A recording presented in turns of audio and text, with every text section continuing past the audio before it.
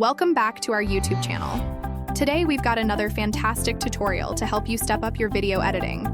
We'll be demonstrating how you can effectively remove the background from a video using Cupcat. Now let's get started. Firstly, ensure you have Cupcat open on your device.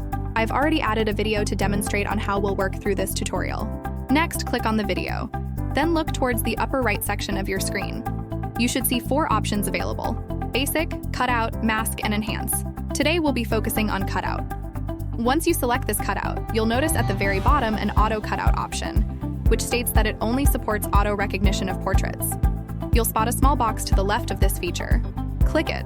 You'll observe that as soon as you press, the auto cutout activates immediately, making your video start to load and process on removing the background of your video. This might take a while. Please wait till it reaches the 100%. Once completed, marvel at how the background of your video instantly disappears. Simple and straightforward, right? Now that the background gone from my video, we're going to add another video as a way to prove that the background of my video is completely gone. This new video is readily available in my folder, and I'll add it beneath the previous video to serve as its new background.